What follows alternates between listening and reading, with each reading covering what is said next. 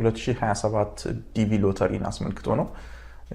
እንደምታስተውሱት የአሜሪካን ዲፓርትመንት ኦፍ ስቴት አንድ ውሳኔ ከዚህ በፊት አስተላልፎ ነበር በ2025። ያ ውሳኔ ቦስተን ዩኒቨርሲቲ የተማረ እና በዩኒቨርሲቲ ተማሪዎች ላይ የጥቃት የቴሮሪዝም አክት የፈጸመ በዲቪ ግን ከፖርቹጋል የመጣ ግለሰብን ተከትሎ ነው።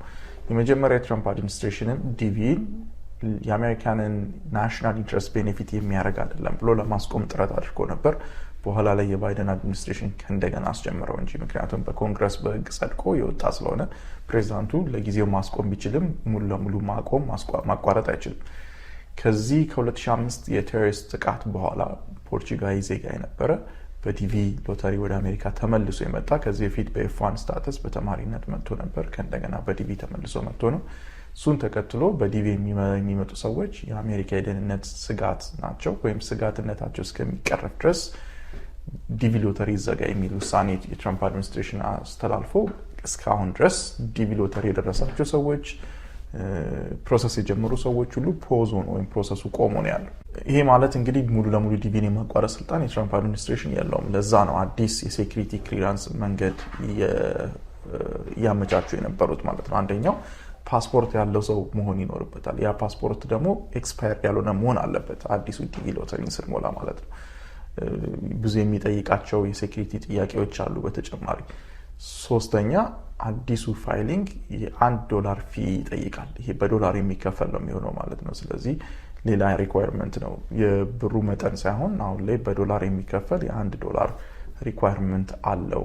እስካሁን ድረስ አፕሊኬሽኑን ለህዝብ ክፍት አይደለም፣ ግን ሪኳየርመንቶቹን ሰርተውታል። ምናልባት ስቴት ዲፓርትመንት ይሄን ገደብ ባነሳ ሰዓት ከዚህ በፊት የተጣለውን ከደህንነት አንጻር የተጣለውን ገደብ ባነሳ ሰዓት አዲሱ የዲቪ ሎተሪ ይሄን ይጠይቃል። እንግዲህ ብዙ ዲቪ የሚሞሉ ሰዎች አክቲቭ የሆነ ኤክስፓየርድ ያልሆነ ፓስፖርት ላይኖራቸው ይችላል። ይሄ አሁን ላይ እንደ ሪኳየርመንት ነው። ሁለተኛ $1 የመክፈል አቅሙ እንኳን ቢኖራቸው እድሉ ላይኖራቸው ይችላል። ያ ዶላር እጃቸው ላይ ላይኖር ወይም የባንክ ስቴትመንት በዛ መልኩ ማስተላለፍ ላይችሉ ይችላሉ። ስለዚህ ትሬጀሪ ይህን ገንዘብ እንዴት ፕሮሰስ እንደሚያደርገው ለአንዳንድ ሲስተሞች ይህን እንደሚያመቻች እስካሁን ግልጽ አይደለም። ሲከፈት የምናየው ነው።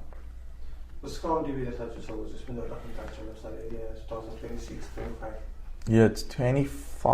የ26 እድለኞች የሆኑ ሰዎች ፕሮሰስ እየጀመሩም ነበሩ። እሱ አሁን ስለተቋረጠ ፕሮሰሱ ቆሞ ነው ያለው። ስለዚህ ዲቪ የደረሳቸው ሰዎች አሁን ላይ መምጣት የሚችሉበት ሁኔታ የለም። ምክንያቱም ኦልሬዲ ሙሉ ፕሮሰሱ ከዛ የቴሮሪዝም አክት በኋላ ቆሞ ነው ያለው፣ ፕሮዞን ነው ያለው። ስለዚህ ምንም እድል የላቸውም ማለት ነው።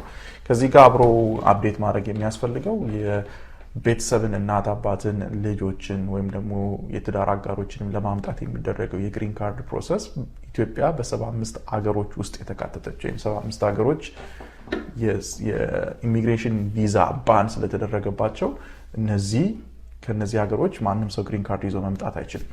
ኤክሰፕት የአሳይለም ተጠቃሚዎች ካልሆኑ በቀር በአሳይለም አፕሩቫል የሚመጡ ካልሆኑ በቀር በግሪን ካርድ አፕሊኬሽን ማንም ሰው እየመጣ አይደለም። ፕሮሰሱ መቀጠል ይችላል። ብዙ ጊዜ እንደምንመክረውም አሜሪካ ውስጥ ያለው ግለሰብ ፕሮሰስ ማስኬድ ቢችል ጥሩ ነው። ምክንያቱም 2 ዓመት 3 ዓመት የጊዜ ገደብ ስለሚፈልግ አትሊስት ሀገሮች ላይ የተጣለው ገደብ በዛ ሰዓት ሲነሳ ታይም ላይኑን ማስጠበቅ ስለሚቻል ፕሮሰሱን ማስኬድ ይመከራል። ግን ኢትዮጵያ ውስጥ ናሽናል ቪዛ ሴንተርን አልፎ ኢትዮጵያ ውስጥ ይህ ኬስ ከሄደ የኢትዮጵያ ኤምባሲ ፕሮሰስ እያረጋ አይደለም ወይም ፋይናል የቪዛ ቨርዲክት የቪዛ ውሳኔ እየሰጠ አይደለም። ለዚህ መጠበቅ ያስፈልጋል። ይህን የተለያየ ፍርድ ቤት ላይ አክቲቭ ኬዞች አሉ። እንግዲህ ፍርድ ቤቶች ምናልባት 39 ሀገሮች ላይ የተወሰነው አይነት ውሳኔ ወስነው እነዚህ 75 ሀገሮች ላይ የተጣለው የጊዜ የቪዛ ገደብ ከተነሳ ምናልባት ከዚህ በፊት ኤምባሲ የገቡ ሰዎች ቅድሚያ አግኝተው የሚመጡበት ሁኔታ ይፈጠራል ማለት ነው። አሜሪካን ኤምባሲ ከገባችሁ በኋላ ለቪዛ ኢንተርቪው ከገባችሁ በኋላ ኢንተርቪውን አድርጋችሁ ከጨረሳችሁ በኋላ የቪዛ ኦፊሰሩ የሚሰጧችሁ ወረቀቶች አሉ። ዛሬ ስለ 221G አንዳንድ ኢንፎርሜሽኖችን ሼር ለማድረግ ነው። አላን ጉደታ ነኝ ከአላን ጉደታ የጠበቃ ቢሮ። ኢንተርቪው ከገባችሁ በኋላ አሁን ለምሳሌ አሜሪካን ሀገር እናት አባት አላችሁ ወይም ደግሞ ባል ወይም ሚስት ወይም ልጆች ወይም ደግሞ ወንድምና እህት ፋይል ከተደረገ በኋላ ፔቲሽኑ አፕሩቭድ ሆኖ ናሽናል ቪዛ ሴንተር ፕሮሰስ ከሆነ በኋላ ኤምባሲ ይገባል። ኤምባሲ ከገባ በኋላ ኤምባሲው ለኢንተርቪው ይጠራችኋል። ኤምባሲው ኢንተርቪው ጠርቶ ኢንተርቪውን ከጨረሳችሁ በኋላ ግን ቪዛውን ሰጥቻለሁ ወይም ደግሞ አልሰጣሁም ሳይል they will just give you a piece of paper ወረቀት ሰጧችኋል። እዛ ወረቀት ላይ ዛሬ ቪዛውን ልንሰጥህ አልቻልንም፣ ምክንያቱም ይልና በዝርዝር ካስቀመጠ በኋላ 221G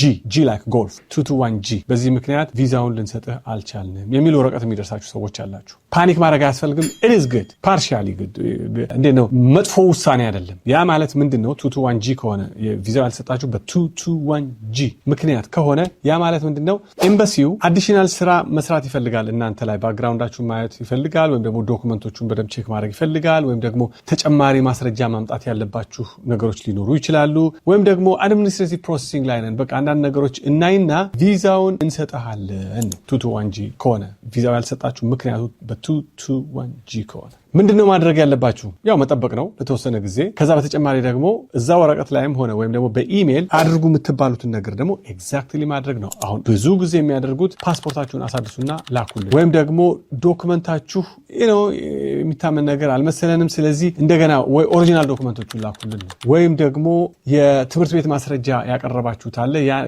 ያ የትምህርት ቤት ማስረጃ በዚህ መልኩ ጥያቄ ስላስነሳብን እነዚህን ዶክመንቶች በተጨማሪ ላኩልን ነው። ብዙ ጊዜ እንደዚህ አይነት ነገር ነው የሚያመጡት። ሞር ዶክመንቴሽን በዚህ ጊዜ ዩዥዋሊ ለአንድ ዓመት ነው። በአንድ ዓመት ጊዜ ውስጥ ይሄን የምትልኩልን ከሆነ ቪዛውን ሰጣችኋለን ያለው። ስለዚህ ልክ በኢንስትራክሽኑ መሰረት ወይም ደግሞ ኤምባሲው ባዘዛችሁ መሰረት እነዛን አድርጎ የተባላችሁትን ነገር ቶሎ ማድረግ ነው። ያንን የላካችሁትን ነገር ሪቪው ካደረጉ በኋላ ምንም ችግር እንደሌለው ካወቁ ቪዛውን ኢሹ ሊያደርጉላችሁ ይችላል።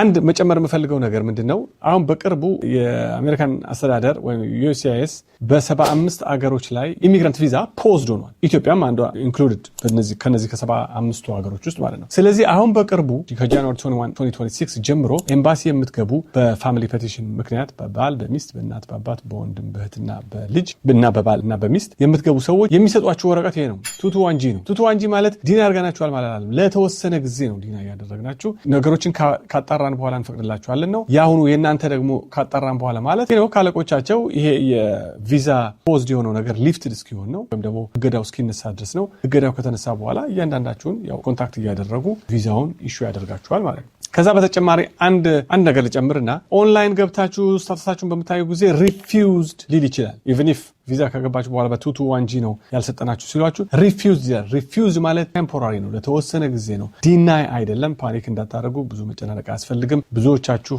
በዚህ መንገድ ያለፋችሁ ይመስለኛል። ይረዳችኋል በሚል ነው። መረጃ ለስኬት ቁልፍ ነው። አላን ጉደታ ነኝ ከአላን ጉደታ የጠበቃ ቢሮ ነው።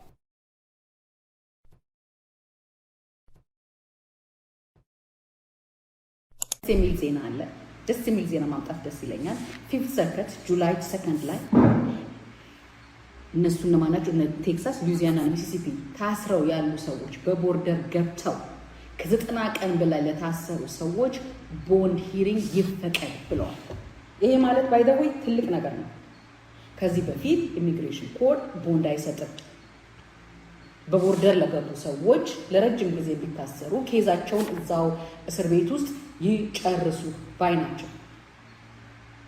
ሁሉንም ጁሪስዲክሽን ባይወስንም በቴክሳስ በሉዚያና እና ሚሲሲፒ ውስጥ ታስረው ያሉ ቤተሰቦች ካሏችሁ ኢደር ጠበቃቸው ላይ ደውሉና ይሄ የነሱን ያዋጣል ወይ ይሄ የኔን ፋሚሊ ይመለከታል ብላችሁ ጠይቁ። ወይ ደግሞ ደውሉልኝ። አበባ ባላለ ኢሚግሬሽን ጠበቃ ነኝ ከቦስተን ማሳቹሴትስ። መልካም ቀን ይሁንላችሁ።